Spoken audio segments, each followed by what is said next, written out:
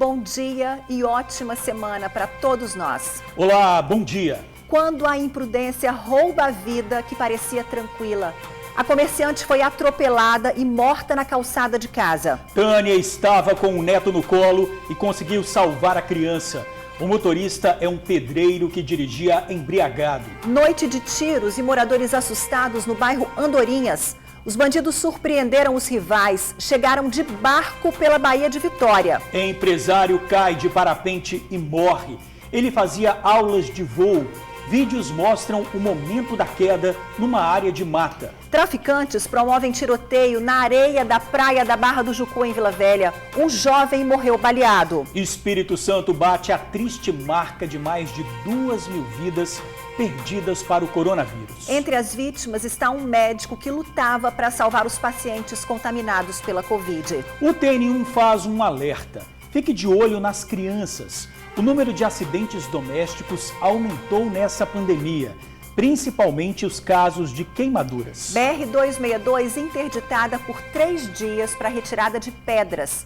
O TN1 fala do trecho de bloqueio e as rotas alternativas para carros, caminhões e ônibus. Tem Fla-Flu no SBT. Vamos transmitir a final do Campeonato Carioca no Maracanã. E as torcidas já estão na maior expectativa. Então anotem aí, quarta tem futebol aqui na telinha da TV Tribuna. Bora começar essa semana com a gente? O TN1 já está no ar.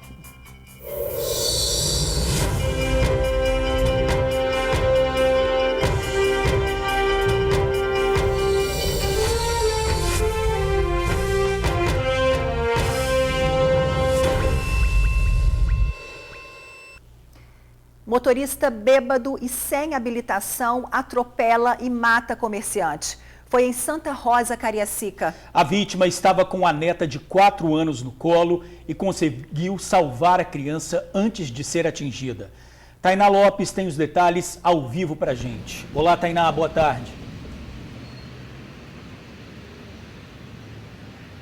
Ei, Jorge, boa tarde para você, a Ingrid e a todos que nos assistem. A Tânia era muito querida ali na comunidade. O meu cinegrafista, o Ronivaldo Nascimento, esteve ontem junto com o Felipe Scareno lá na região.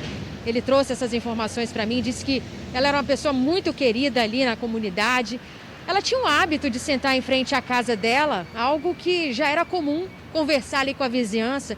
Coisa que a gente vê muito no interior do Espírito Santo, mas que ela fazia ali no bairro dela, né? Conversava com os amigos, estava ali numa tarde normal, como qualquer outra, conversando com os amigos, esperando por um café que um outro amigo tinha ido buscar para ela. Como vocês já disseram, com a neta dela de 4 anos no colo, quando um homem embriagado perde o controle do veículo e acaba atingindo a Tânia, que não teve como ser socorrida, morreu ali mesmo no local.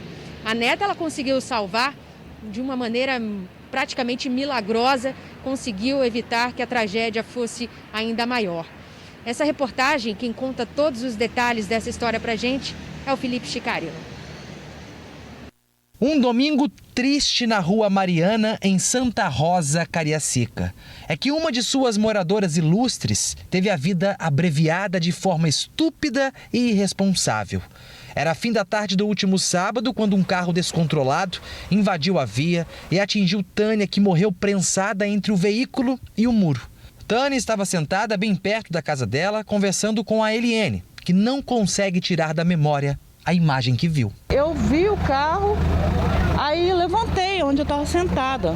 Só que não deu tempo, achei que ele ia parar, não deu tempo nem avisar para ela que o carro vinha. Quando ela viu, ela jogou a minha sobrinha que estava no colo dela, que é neta dela, e o meu sobrinho também estava junto. Aí meu sobrinho pegou a menina e saiu correndo. E eu botei a mão na cabeça e falei, meu Deus, esmagou a Tânia e a Is. Só que eu vi a menina correndo, não tem? Foi um bate muito feio, esmagou ela ali na parede. Já o Osvaldo não vai esquecer o som dos gritos. Ele é vizinho da Tânia e no momento que ela foi atropelada, Osvaldo pegava um café para a amiga. Eu tinha entrado para tomar café, né? Aí ela sempre brincava comigo, ó, você vai tomar café, você traz para mim. Só que eu cheguei lá, que eu abri a garrafa do café, vi esse barulho e aconteceu isso. Nem café eu tomei, eu saí para fora, vim ver o que tinha acontecido, né? Cheguei e ela tava nessa situação. Tentei socorrer ela, tirei ela de lá imprensada, mas aí Já estava dando os últimos suspiros, não deu para a gente fazer nada, né? Tânia estava com uma criança no colo. O instinto de proteção salvou a vida da pequena, como conta esta testemunha e vizinha. E ela estava com a netinha dela de 4 anos no colo e ela simplesmente, tadinha, no pensamento dela é salvar a neta e jogou ela do outro lado, em cima do irmão dela de 11 anos, entendeu? Aí ela foi para o hospital, graças a Deus não aconteceu nada, mas teve uma tragédia que é da avó, né? Faleceu. O impacto foi tão forte que, além de matar Tânia, destruiu o portão da casa e empurrou um outro carro que despencou da garagem. Vizinhos disseram que o motorista estava com sintomas de embriaguez. Ele também não teria carteira de motorista. Ambas as informações foram confirmadas pela Polícia Civil. Seu Oswaldo conta que o condutor do Santana não fugiu e que até tentou ajudar. Só que ele foi convidado a se retirar do local para não ser agredido, já que os ânimos estavam bem exaltados. Ele pegou e estava aqui, como a família chega muito revoltada numa coisa dessa, eu peguei e falei com ele, eu falei, ó, você vai para sua casa, espera a polícia chegar para poder, se você ficar aqui tá arriscado, o pessoal pode chegar, pode querer fazer alguma coisa com você, e eu não queria isso. Ele ficou desesperado e chorava, enjoelhava, pedia pelo amor de Deus o que ele tinha feito, você entendeu? E o que eu vou fazer? Eu falei, ó, eu sinto muito, mas não tenho o que fazer agora, o negócio é você responder pelos seus atos, né? A polícia o encontrou em um bar na mesma região. Ele foi preso e o carro que estava com documentação atrasada foi recolhido para o pátio do Detran. Isso aqui foi o que sobrou da cadeira que a Tânia estava sentada no momento do acidente. A mulher de 56 anos deixa 4 filhos, 8 netos, dor, saudade e um espaço vazio. No princípio é muita tristeza, mas segundo é a volta, porque sabemos que a justiça nossa aqui é muito falha, entendeu? Infelizmente sabemos que foi preso, mas uma semana ele está na rua de novo, como muitos acidentes acontecem. Vai ser difícil olhar para a garrafa de café e não lembrar da alegria da amiga, né, seu Oswaldo? Hoje eu fiz café, eu pensei na hora. É difícil, cara.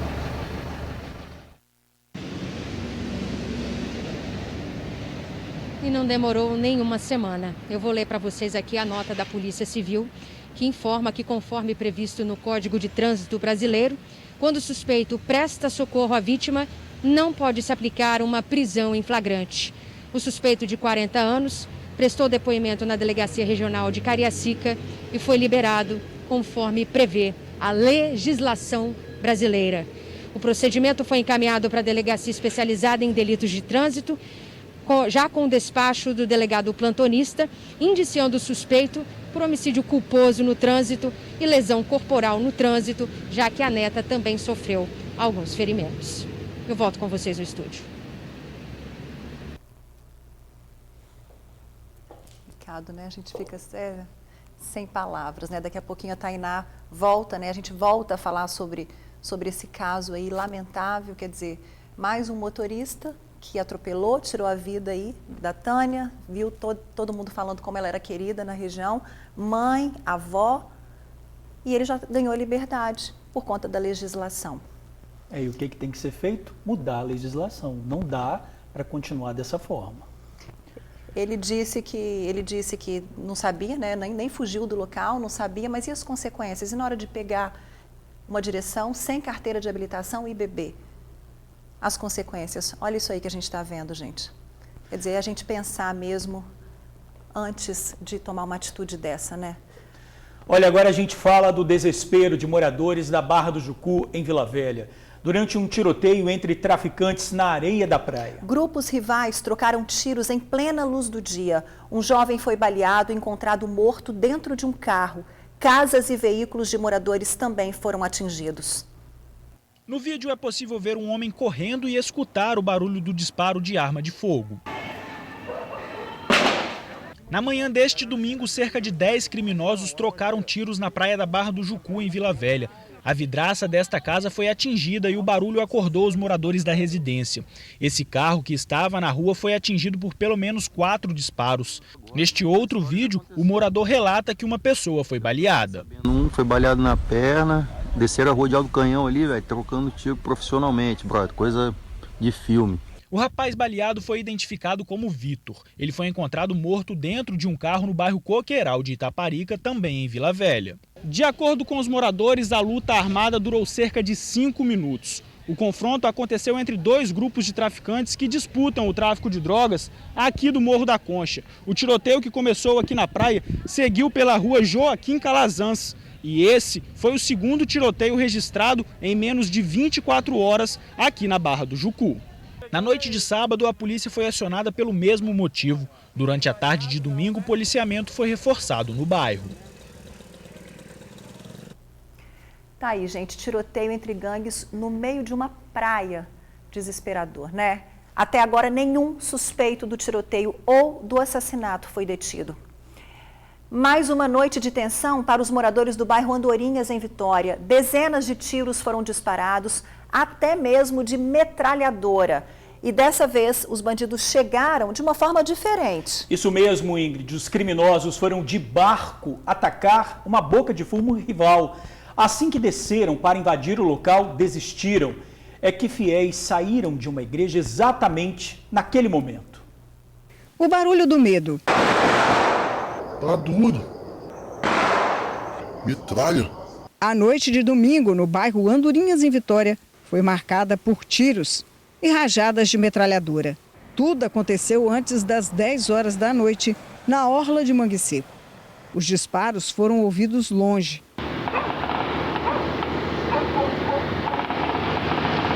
O bairro tem sido alvo de ataques e também de operações da polícia. Ontem, mais uma vez, a informação é de que os rivais foram tentar conquistar os pontos de venda de drogas que querem. Teriam fechado a entrada neste ponto com um veículo. Mas essas informações ainda estão sendo investigadas. O barulho dos disparos foi tão forte que chegou a assustar, inclusive, moradores de bairros vizinhos, como o de Jardim da Penha. Muitos moradores chegaram até a registrar em vídeo o que estava acontecendo aqui no bairro de Andorinhas. O comandante do 1º Batalhão, o Coronel Borges, chegou a informar que viaturas vieram aqui no bairro para saber o que estavam acontecendo. Mas não chegaram a encontrar nada, nem tampouco um carro que teria sido passado, as características de que estaria dando ataque aqui dentro. Isso talvez porque o ataque não foi feito por carro, e sim pelo mar. Isso mesmo, uma testemunha contou para a nossa equipe que os atiradores chegaram pela maré, de barco, e atirando contra uma suposta boca de fumo. Mas na hora que isso aconteceu, encontraram somente pessoas que estavam saindo da igreja. Por sorte, ninguém ficou ferido. Os meninos vieram pela água, de barco, atirando para casa dos moradores para tentar acertar alguém da boca, só que até então não tinha ninguém lá. Aí o que aconteceu? Eles pararam o barco na rampinha, saiu da rampinha e foram na rua atirando também. Estava até no horário de saída da igreja, todo mundo correu para dentro da igreja muito rápido e foi muito tiro, muito tiro. O local tem sido monitorado pela polícia, mas mesmo assim os ataques ainda acontecem. Quem sai do bairro nada comenta, nada fala, pelo medo de sofrer represália. Mas no rosto de cada um é possível ver o medo de conviver com tamanha situação de insegurança. Já é a terceira vez que eles fazem isso, vem de barco para dar tiro para cá. Parece até que é pescador normal, mas quando vai ver não é pescador. Pode morrer inocente, criança. Eles nem querem saber quem tá na rua não. Se tiver mandado, eles aplicam tiro em cima.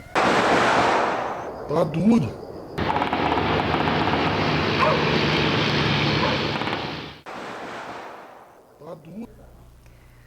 Que é isso, hein? E a repórter Tainá Lopes volta ao vivo para atualizar as informações sobre esse tiroteio em Andorinhas.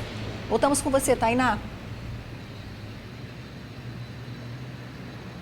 Pois é, Ingrid, a Polícia Militar enviou uma nota confirmando mesmo que por volta das 21 horas foi acionada por conta de tiros que estariam sendo executados ali na região de Andorinhas. Uma equipe foi até o local, constatou que de fato acontecia esse tiroteio, mas a chegada da polícia fez com que os suspeitos saíssem do local.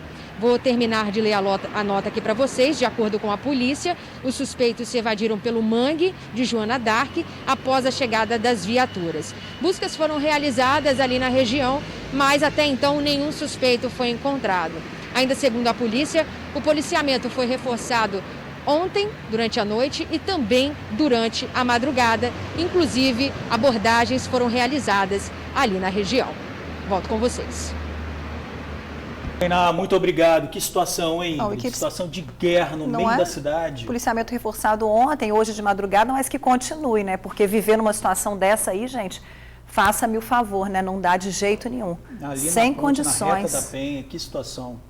E olha, em Viana, um acidente trágico. Um empresário de 34 anos morreu depois de cair de um parapente. Ele fazia aulas de voo e, de acordo com a Federação Capixaba, um instrutor não é credenciado. Populares fizeram um vídeo que mostra o momento exato da queda. O empresário caiu numa mata fechada e o corpo só foi resgatado horas depois. Este vídeo foi gravado no momento em que o empresário Luiz Bessa, de 34 anos, caiu do parapente.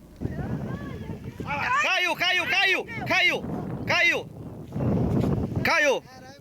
Luiz estava acompanhado de um instrutor. O voo partiu da rampa do Urubu, no bairro Universal, em Viana. Este outro vídeo foi postado pelo próprio empresário nas redes sociais pouco antes do acidente. Tem coragem, tem que ter uma, que você é alto pra caramba. É alto pra caramba, é muito alto, é muito alto, é muito alto. Nossa equipe não teve acesso à rampa de voo por se tratar de uma área particular. O acidente aconteceu no final da manhã de domingo. O corpo de bombeiros foi acionado às 11h20 e a equipe teve dificuldades para encontrar o corpo do empresário.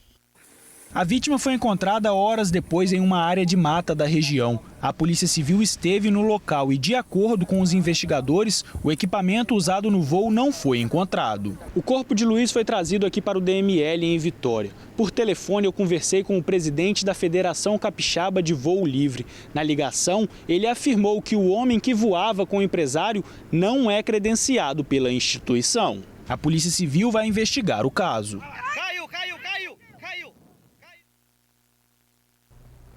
Que desespero, hein? Olha, o corpo do empresário será enterrado agora à tarde num cemitério de Cariacica. O piloto, o instrutor, procurou espontaneamente a delegacia de Cariacica, onde foi ouvido e liberado. O caso segue sob investigação. A polícia vai aguardar o resultado da perícia feita no parapente para esclarecer se houve falha técnica ou uma fatalidade. A Federação Capixaba de Voo Livre reforçou que o instrutor não tinha habilitação para atuar na função. A federação acredita que houve falha na checagem do equipamento. Se o engate das pernas não estiver correto, a pessoa pode escorregar e cair do aparelho. Agora é aguardar a investigação. E um crime que avança nessa pandemia, a violência contra a mulher. Na Serra, uma auxiliar de serviços gerais foi brutalmente agredida pelo namorado. O motivo? Ciúmes. Durante o espancamento, a vítima foi atacada a mordidas. Por pouco, não teve uma das orelhas decepada. Rosto arranhado, marcas de esganadura no pescoço, um hematoma no ombro decorrente de uma mordida e uma outra mordida na orelha, bem profunda. Essas foram as marcas deixadas por uma briga motivada pela bebedeira e por ciúmes. O agressor é um pintor de 37 anos. A vítima, uma auxiliar de serviços gerais de 32. Ele falou que alguém falou para ele que eu tinha traído ele. Aí ele começou com as agressões. Aí eu só pedi ele para parar. Para com isso, você não é de fazer isso, não estou te reconhecendo. Aí ele ficava mandando eu calar a boca. Eu achei que eu ia ficar sem minha orelha, porque na hora que ele mordeu, ele puxou, eu senti rasgando. Eu achei que tinha rasgado até mais. O relacionamento tinha pouco mais de um ano e foi a primeira agressão. Detalhe, a casa do namorado fica ao lado da casa da vítima. A briga só não terminou mal, porque a vítima conseguiu reagir, fugir e pedir ajuda à família. Aí eu gritei para ver se alguém me escutava. Aí foi que ele me agrediu mais ainda para me poder calar a boca. Como ele estava muito embriagado, eu consegui dar um chute nele. Ele caiu no chão, ficou meio tonto. Aí foi a hora que eu saí correndo, consegui pegar a chave do portão. Quando ele percebeu, eu já estava aqui no portão. Aí ele falou, pode ir embora, eu sei que eu estou ferrado mesmo. O agressor não fugiu e também não resistiu à prisão. Ele foi trazido pela Polícia Militar aqui para o plantão especializado da mulher, onde foi autuado na Lei Maria da Penha. Também o delegado de plantão arbitrou uma fiança no valor de R$8.000. Como o pintor não pagou a fiança, foi para a cadeia. A auxiliar de serviços gerais sabe bem como termina relacionamentos abusivos. Há cerca de 1 ano, uma amiga que ela aconselhou foi friamente assassinada na frente da família. Maria Madalena dos Santos, de 38 anos na época, era perseguida pelo ex-companheiro. Todas essas lembranças vieram à tona para a vítima. As duas eram amigas e a auxiliar de serviços gerais a aconselhava a se livrar do ex-companheiro. Conselhos que agora servem para ela. Na época dela, eu ficava triste por ela, eu ficava com medo. Falei, amiga, você tem que tomar cuidado, tem que ir na delegacia. Ela foi, fez boletim de ocorrência contra ele. O conselho que eu dou é o conselho que meu pai me deu e eu não escutei, né? Se tiver muita briga no relacionamento, tenta se separar. Se tiver uma agressãozinha assim, puxou um braço, machucou, já não... Porque dá um tapa hoje, amanhã já é 2, depois 3, até chegar a esse ponto. Mas outra pessoa também sofre com essa lembrança. É a Liliene, irmã de Maria Madalena. Era ela que estava ao lado da vítima quando foi assassinada. E ouvir o que aconteceu com a vizinha a fez recordar tudo que viveu naquele dia. Ela conseguiu se safar, né? Graças a Deus, porque a minha irmã não teve essa chance, né? A minha irmã não teve essa chance de se defender, né? Foi pega de surpresa, mas graças a Deus ela conseguiu se safar e as mulheres não devem aceitar isso, né? Tem que denunciar, entendeu? Fica aí o apelo para a denúncia, né? Olha, quanta dor, né, gente? Por favor, ao primeiro sinal de agressão, não deixe de denunciar de forma alguma. Procure uma delegacia, procure a polícia, o que for. E a polícia concluiu as investigações de mais um caso de violência contra a mulher. É a história de uma adolescente de 15 anos encontrada numa cova rasa em Cariacica Sede. Esse crime aconteceu no final do ano passado. O Felipe Chicarino traz as informações ao vivo pra gente. Muito boa tarde para você, Felipe.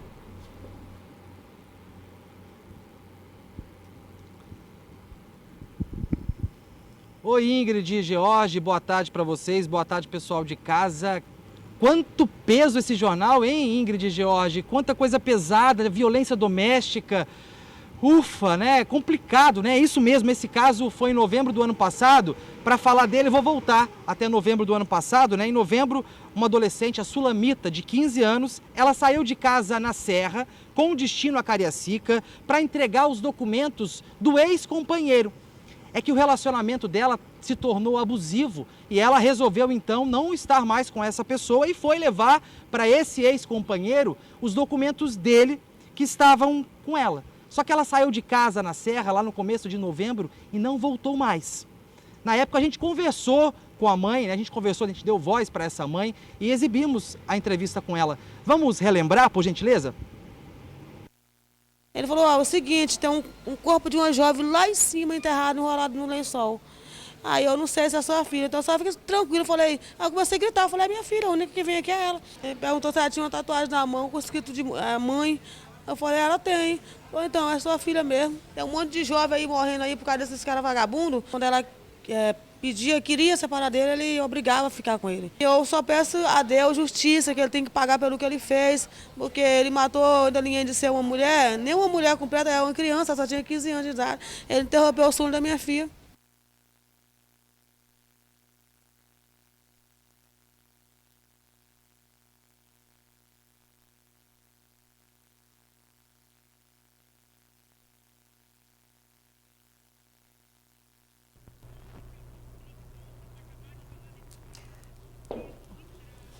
Bom, a gente teve um probleminha ali na entrada ao vivo do Felipe, mas daqui a pouquinho a gente vai voltar com ele, restabelecer o sinal ao vivo com o Felipe, para falar desse caso gravíssimo aí ao vivo. E olha, um médico anestesista de Linhares se tornou mais uma vítima fatal do coronavírus.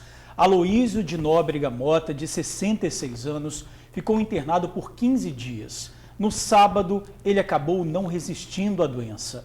Ontem, familiares, amigos e profissionais da saúde participaram de um ato de despedida do médico. Pétalas de rosas foram jogadas em cima do carro que transportava o corpo. O Conselho Regional de Medicina e a Sociedade de Anestesista do Estado emitiram notas prestando solidariedade aos familiares e amigos. Dr. Aloísio atuava em 3 hospitais do norte do estado e já tinha vencido um câncer. Ele foi o primeiro profissional da saúde de Linhares que morreu vítima do coronavírus. Pois é, gente, os nossos sentimentos aí à família do Dr. Aloísio, que infelizmente está entre as 2.010 pessoas que perderam a vida para o coronavírus no Espírito Santo. Veja os números atualizados do painel Covid. São 62.873 casos confirmados da doença. Como eu disse, 2.010 mortes e 41.671 curados no Espírito Santo. Nas últimas 2 semanas, o Espírito Santo apresentou um quadro de estabilidade no avanço da doença. Pois é, lanchonetes, restaurantes, academias. Viana saiu da classificação de risco alto para moderado e, aos poucos, a cidade vai ganhando mais vida. É isso aí, o mapa de risco apontou menos contaminação da Covid em outros 10 municípios capixabas. Hoje é dia de treino e assim que Patrícia chega na academia, ela tem a temperatura dela aferida. Fazer academia é rotina há 15 anos. Por conta da pandemia, acabou ficando 3 meses parada. Tem 1 mês mais ou menos que ela voltou. Existem restrições, claro, mas mesmo assim está achando ótimo voltar para as atividades. Fiquei 3 meses parada, sem academia, né? Mas fazer exercício físico em casa. Mas não é a mesma coisa, então quando voltou foi um alívio. Antes de fazer cada aparelho, os cuidados pessoais com álcool e paninho viraram regra para todo mundo. Dona Ivonete também segue isso à risca. Eu estou tendo todos os cuidados, né? Antes de usar os aparelhos, eu limpo, né? Não uso aparelho sem limpar, uso de máscara, álcool gel nas mãos direto, né? E tendo a distância, né? Necessária, né? Não uso aparelho sem limpar, mesmo que a menina está limpando toda hora, né? Mas eu gosto de limpar também. Elas malham numa academia que fica em Marcílio de Noronha, Viana. O município recebeu uma boa notícia nesse final de semana. De acordo com o mapa de risco divulgado no último sábado, Viana foi um dos 10 municípios que saíram da classificação de risco alto para risco moderado de contaminação do coronavírus. Por isso, algumas atividades passaram a funcionar de modo mais flexível. Edson, o dono da academia, diz que até então só podia funcionar com 5 alunos por horário agendado. Agora está podendo receber mais pessoas. Os nossos agendamentos continuam, não vão parar. Nós vamos aumentar a quantidade de alunos, mas de uma forma que seja segura para todos os alunos, tá? Em relação à higienização, a entrada do aluno, ver a temperatura do aluno, todos os procedimentos que o Conselho Regional, que é o CREFS, nos pede, nós vamos estar fazendo. As lanchonetes e os restaurantes também tiveram seu funcionamento mais flexibilizado, por assim dizer. De segunda a sexta vão abrir de 10 da manhã às 18 horas, aos sábados até às 16 e aos domingos não vão poder abrir ao público, mas podem fazer entregas em domicílio. Os restaurantes podem optar também por proporcionar que o cliente mesmo retire seu pedido no local. A Secretaria de Saúde do município comemora o resultado positivo. Embora a gente venha retomando as nossas atividades, a gente não pode deixar de reforçar a necessidade da gente tomar as medidas e as cautelas necessárias. Além de Viana, os municípios de Boa Esperança, Divino de São Lourenço, Fundão, Guaçuí, João Neiva, Montanha, Mucurici, Ponto Belo e Santa Teresa receberam classificação de risco moderado, totalizando 37 cidades. Mas os efeitos da pandemia, esses vão demorar para passar, viu? Para Edson, que antes tinha 400 alunos e agora está com 100, está sofrendo um pouquinho para se recuperar. Mas ele acredita no bom trabalho que faz. Uma academia com 500, 400 alunos, tentar sobreviver com 100, 60 alunos é muito difícil. E não só dizendo, temos funcionário, né, aluguel, mas com muita dificuldade nós estamos indo. Para os alunos também existe uma forte adaptação, como a gente mostrou no início dessa reportagem. Mas é melhor do que ficar parado, né? Em casa eu estava ficando mais doente. Dá para fazer, dá para malhar tranquilo, fazer musculação tranquilo, porém com toda a higienização, cada um trazendo seu álcool, fazendo a higienização dos aparelhos, o uso de máscara e dá para malhar tranquilo, sem perigo. É isso, né, gente? A torcida é para que todos os municípios saiam da classificação de risco alto e retomem as atividades com segurança. Isso depende de cada um fazendo a sua parte. Bom, vamos voltar a falar ao vivo com o Felipe Chicarino, que tem mais informações sobre a conclusão do inquérito da história da adolescente de 15 anos que foi encontrada numa cova rasa. Olá, Felipe, voltamos com você.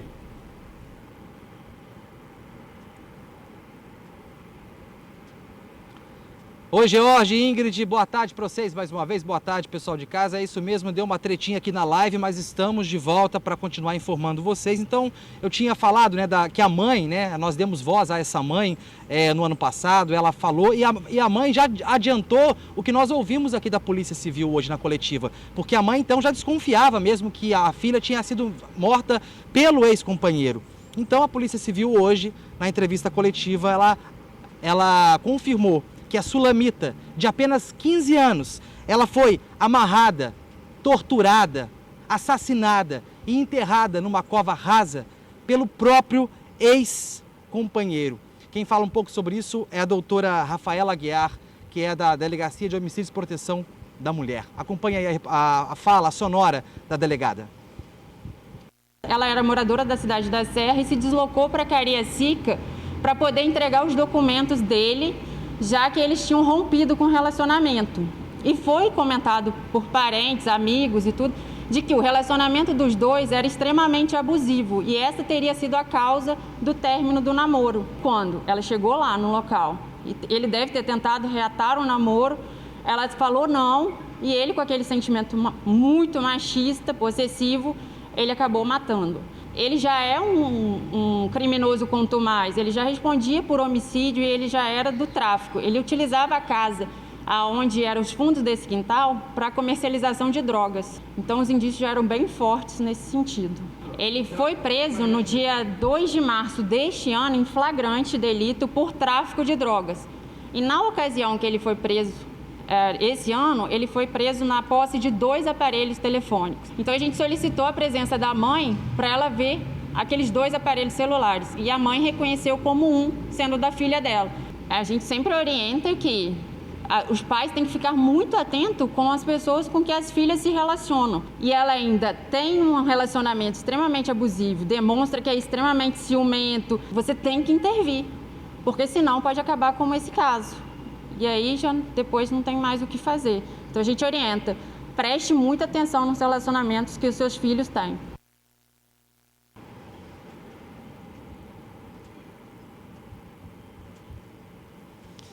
Pois é, né?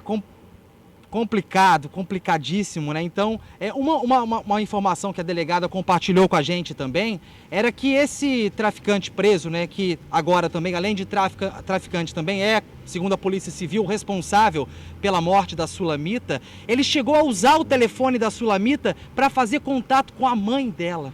Ou seja, a filha já tinha sido morta, já tinha sido torturada, assassinada, enterrada numa cova rasa e o ex-companheiro, o traficante de drogas agora também, segundo a Polícia Civil, esse homicida usou o telefone da jovem, da adolescente morta para poder ainda construir uma esperança na cabeça da mãe, né? É muita maldade. E para esses homens, né, que são machistas, menos covardia e mais respeito. Menos covardia e mais respeito. Que vergonha de vocês. Eu, como homem, me sinto envergonhado. Mais respeito, por favor. Ingrid e George, eu volto com vocês. Desculpa o desabafo. Que já...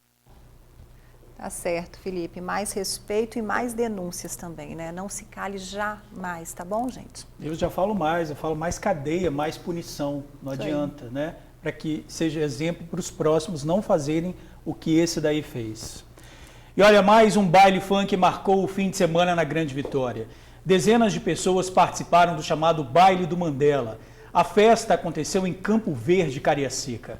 Na rua, muita gente aglomerada e sem usar máscara de proteção. Moradores denunciaram a festa e fiscais da prefeitura e policiais foram até o local. Dispersaram a multidão e ficaram por lá cerca de 2 horas. Assim que as equipes saíram, o baile foi retomado. A prefeitura disse que nesse período de pandemia intensificou as fiscalizações em parceria com a PM.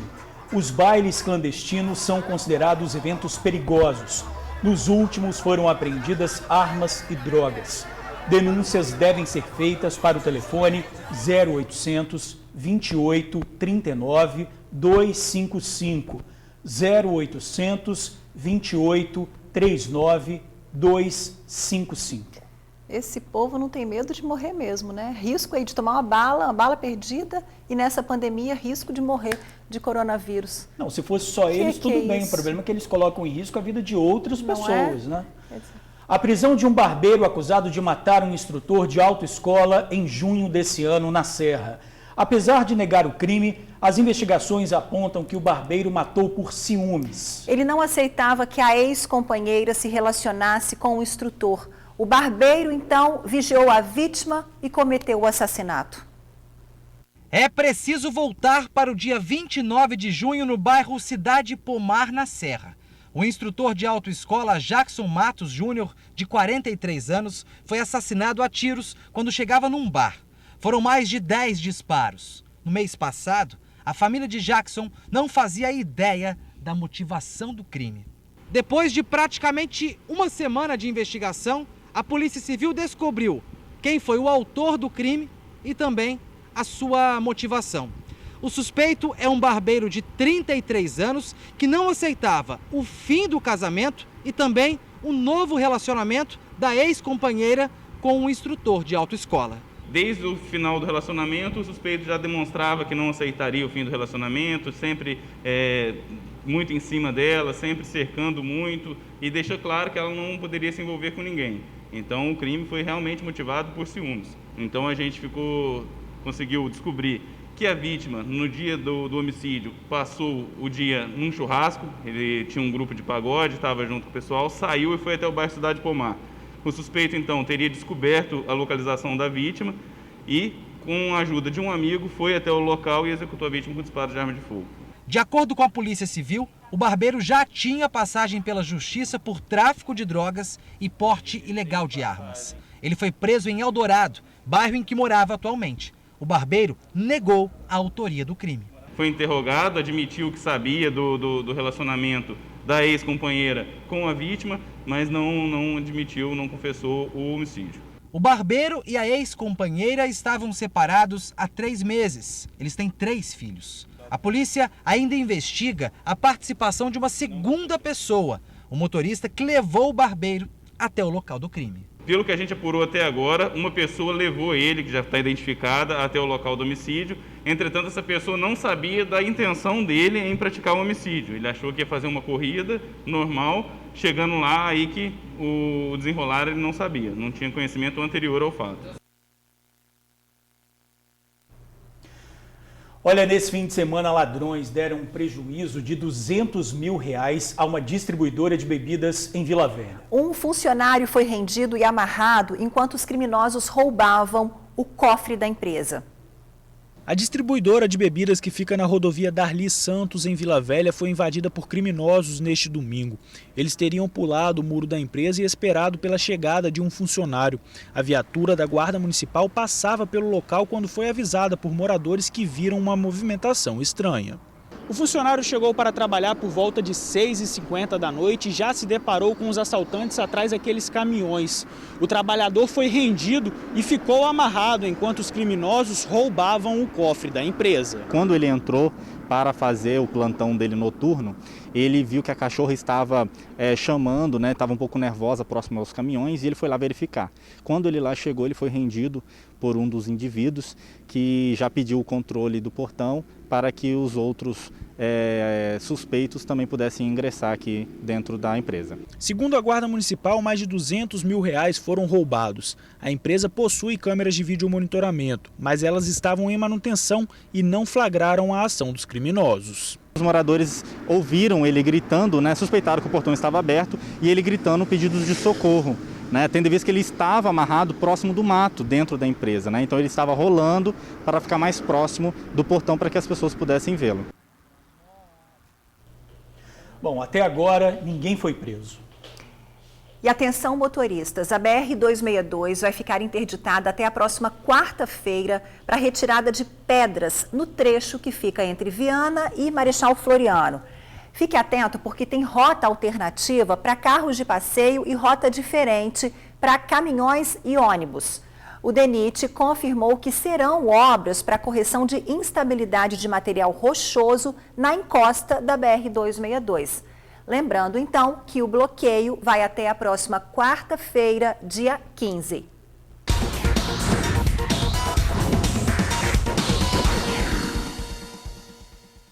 Você está preparada, Ingrid? Vem aí o jogão, hein? Não, você tem que perguntar para quê, Ingrid?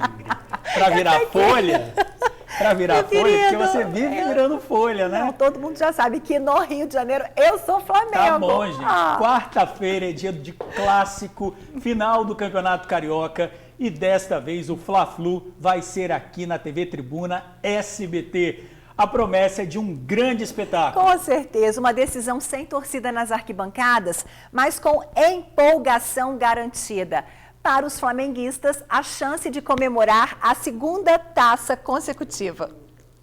A minha expectativa para o jogo de quarta-feira é que vai ser enxurrada de gol, vai ser bastante gol. Acho que vai ser uns 4-0 ou 4-1. Eu acho que o Flamengo deixou para o final, agora quarta-feira, para dar um show, para voltar a ser aquele Flamengo que foi em 2019 na Libertadores, 5-0 contra o Grêmio, e ganhando do Internacional, e jogando o futebol mais bonito do mundo, né? Infelizmente perdemos o Mundial para o Liverpool, mas essa transmissão, acho que na SBT vai mostrar bastante o que vai ser o Flamengo para o resto dos anos aí em termos de transmissão.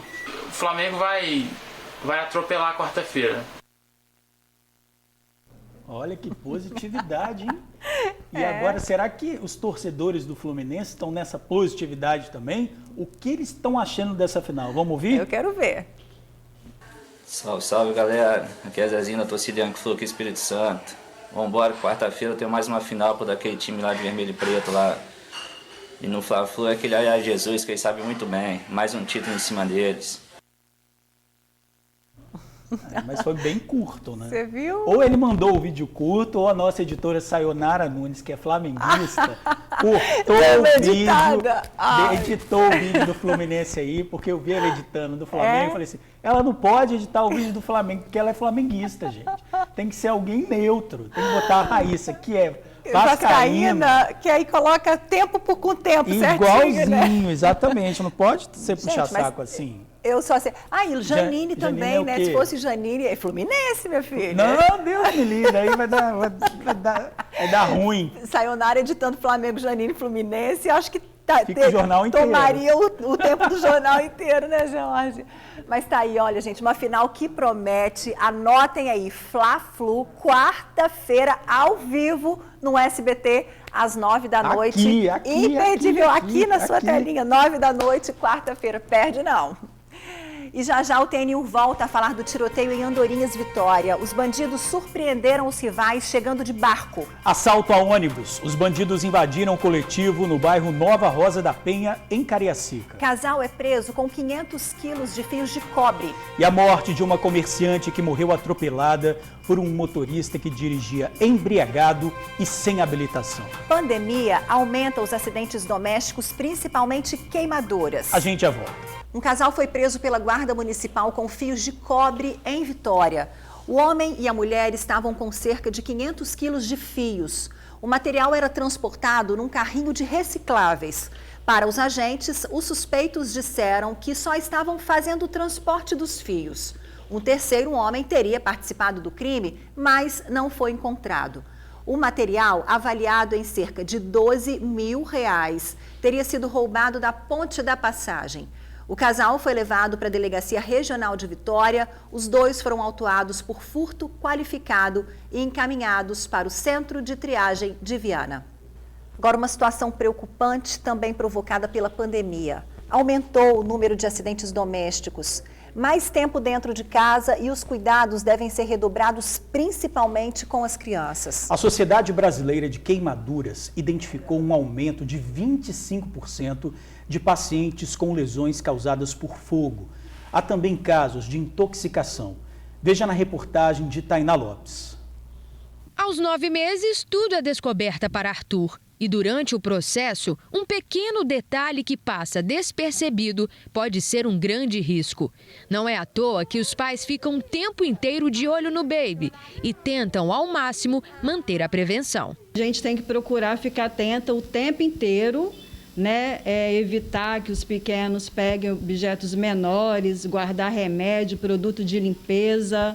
O dia inteiro na função, literalmente, de esconder as coisas. A experiência vem do primeiro filho. O Matheus já tem 8 anos, uma outra fase. Mas quando pequeno, também provocou sustos. Quando ele era mais novo, ele correndo dentro de casa no corredor, ele tropeçou, caiu e bateu na quina do tamborim que a gente tem do banquete, né? Aí teve que levar para o hospital, A médica não recomendou dar ponto, né? Só um ponto falso, mas ele não foi só o susto mesmo.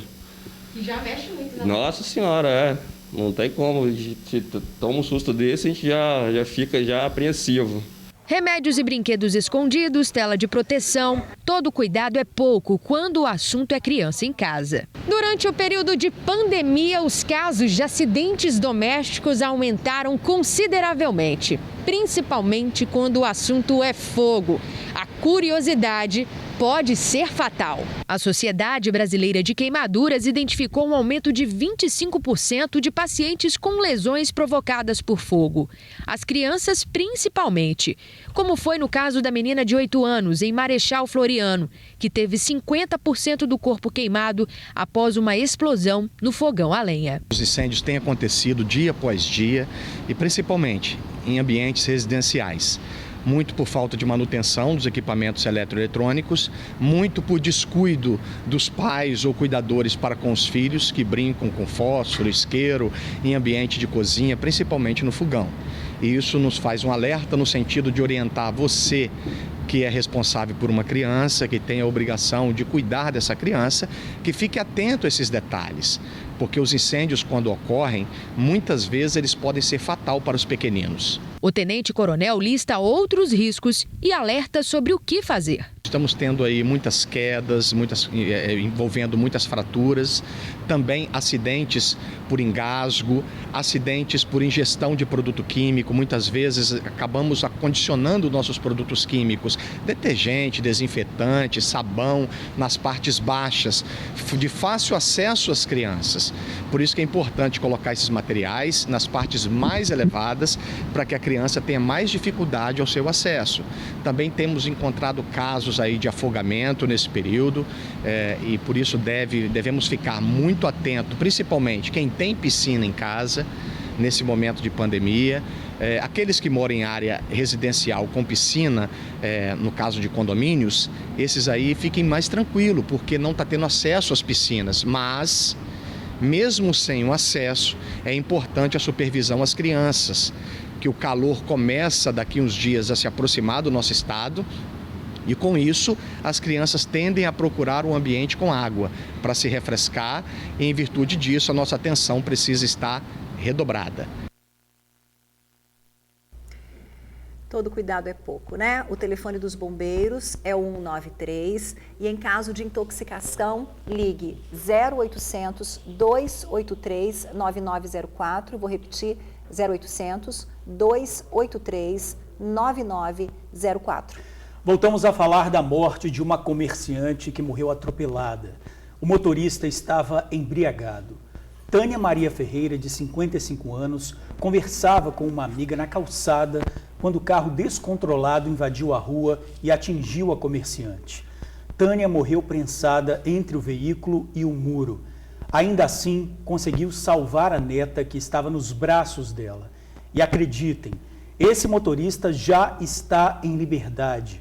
O suspeito é um pedreiro que não tinha carteira de habilitação.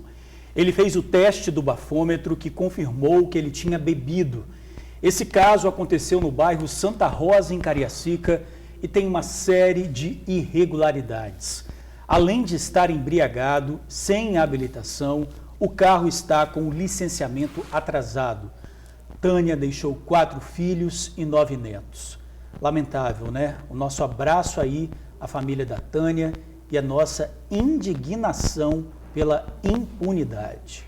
Só lembrando, Ingrid, que de acordo com a polícia, o motorista foi liberado porque ligou, prestou socorro e ainda ligou para a polícia. Essa liberdade foi de acordo com a lei.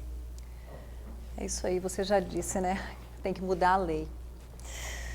Imagens ao vivo da Avenida Dante Michelini, na praia de Camburi. A Marinha emitiu um alerta para o mar, viu? Atenção, a partir de amanhã tem ondas de até 4 metros de altura. E olha como fica o tempo, hein? Segundo o Incapé, não chove neste início de semana, mas no meio da semana tem previsão de mudança no clima, com chuva no estado. Nessas imagens que você vê agora são da Avenida Beira Mar, na capital. Trânsito super tranquilo. Pois é, eu fiquei meio que esperando um pouquinho o friozinho do final de semana. Eu esperava mais frio, você também? Eu fiquei na expectativa de um frio mais intenso. Não senti tanto frio quanto imaginava no final de semana. O tempo ficou bonito, né? Sol bacana na Grande Vitória. Aliás, tem feito os dias de inverno lindos, né? Ultimamente, né? Sim, sim. Sol, temperatura amena, mas bastante sol. É verdade. Bom, agora vamos curtir aí um classificado. Vamos ver o que tem?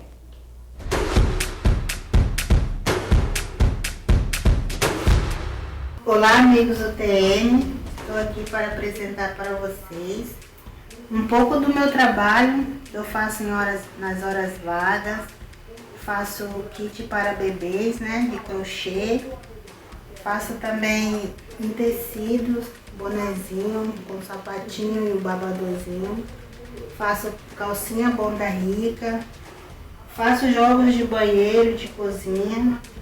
E também faço havaianas customizadas. Aqueles que desejar, o meu contato é o 998339489.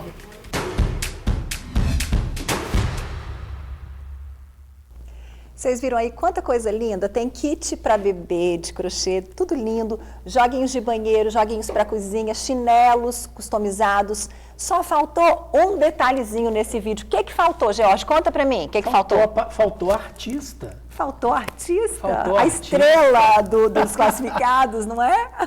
Faz outro pra gente conhecer, não é não? É isso aí. Faz outro e manda pra gente conhecer. A gente coloca de novo. Viu? Ela mostrou tudo direitinho, mostrou o trabalho dela, né? Os kits, mostrou tudo fofo. Faltou mostrar a artista principal, que é o nosso personagem, e né? Você sabe que a gente tem vários artistas, né, Ingrid? Não é? Como é que esses artistas podem aparecer? Mas antes de falar isso, a gente vai falar o telefone dela. E eu queria que você olhasse para a nossa tela ali, Ingrid. Jorge, vive na pegadinha comigo, né? Eu tô com o telefone ali que eu enxergo melhor, tá? 99833-9489, 99833-9489 para encomendar seu kit aí. Mas também agora ele vai dar o telefone do WhatsApp, que está super decorado para gente e para você mandar seu vídeo. Você, artista aí em casa, que faz o seu trabalho e quer divulgar o seu trabalho, é só mandar um vídeo para a gente, tá? Então o telefone está aí na tela, 997-92-2530, 997-92-2530. Grave o seu vídeo assim com o telefone desse jeitinho aqui, ó, e manda pra gente. A gente vai divulgar de graça aqui o seu trabalho. Você faz bolo, faz salgadinho, faz docinho, faz trufa, faz faxina, tudo, né? E só pensou na comida no início, né? Agora se liga que o Sebrae tem um recadinho para você. Desde o início do isolamento social, o Sebrae tem estado ao lado dos micro e pequenos negócios. E agora é hora de continuar junto. São 10 milhões de reais em consultorias gratuitas e online. Acesse sebrae-porondecomeçar.com.br. Em instantes, assalto a ônibus. Os bandidos invadiram o coletivo no bairro Nova Rosa da Penha, em Cariacica. Como deixar a aula de história online mais atraente? O professor Márcio faz caricatura dos alunos. Os desenhos ganharam a atenção dos estudantes que amaram a ideia. Continue com a gente volta já já. Mais um assalto a ônibus na Grande Vitória. Desta vez, um dos ladrões não foi tão longe. O coletivo passava pelo bairro Nova Rosa da Penha quando 2 falsos passageiros anunciaram um assalto. Os objetos das vítimas foram roubados. Os criminosos desceram no bairro vizinho, mas a polícia já estava atrás deles. Um bandido foi alcançado e preso. Com ele, a PM encontrou uma arma e 4 celulares roubados dos passageiros. Ele foi levado para a delegacia e autuado em flagrante. A aula de história ficou super disputada. Durante essa pandemia, está sendo um desafio para muitos professores passar o conteúdo online. Mas para o tio Márcio Vacari, eis que a facilidade do desenho conquistou os estudantes. Todo mundo quer aprender, participar das aulas e virar caricatura. Veja que ideia genial do tio Márcio, professor de história. Desenhos. Na verdade, caricaturas. Sabe quem são esses personagens? Pois é, são os alunos do Márcio, professor de história. E não se surpreenda não, é ele mesmo quem desenha os alunos, viu? Na verdade, a prática de desenhar, mas me acompanha desde a infância. Então, quando eu virei professor há 20 anos atrás, eu acabei também incorporando isso à minha didática.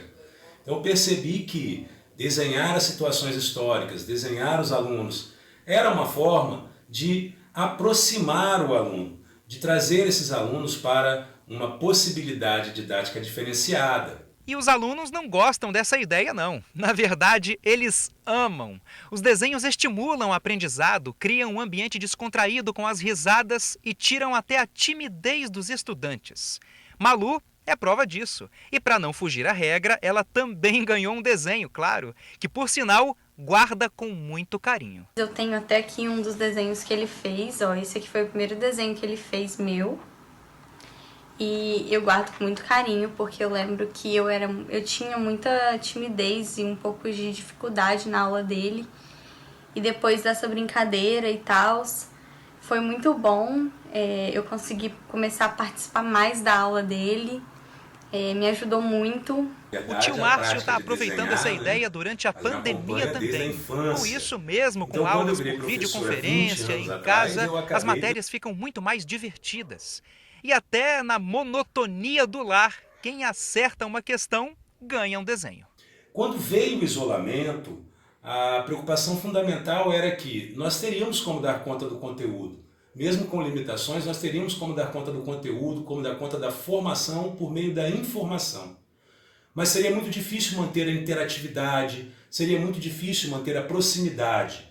E nós sabíamos que mais do que nunca, a escola seria fundamental para manter o bem-estar emocional desses jovens. E como eu tenho a facilidade para o desenho, eu acabei trazendo essa facilidade para a possibilidade de maior interação. A Yara, aluna do 3º ano, tem o Márcio como professor há 2 anos. Motivação para estudar na pandemia não falta nunca. Essa interação que ele criou de fazer a caricatura faz com que a gente fique instigado a participar mais da aula. E já que ele é uma pessoa muito simpática, a turma fica totalmente envolvida na aula dele. Aí cria até uma competição, para ver quem participa e tal, para ver quem vai ganhar o desenho. Eu, como aluna, para mim isso faz uma grande diferença. Então, eu só tenho a agradecer a ele e essas caricaturas que a gente pode guardar com a gente como uma lembrança da nossa escola, A gente consegue ter como uma lembrança do que a gente viveu na escola. É muito bom. Eu acho que é função também da escola tornar esse processo mais prazeroso. E sempre lembrando, jovens felizes, alunas felizes, acabam sendo aí o sinônimo do futuro de uma sociedade mais feliz.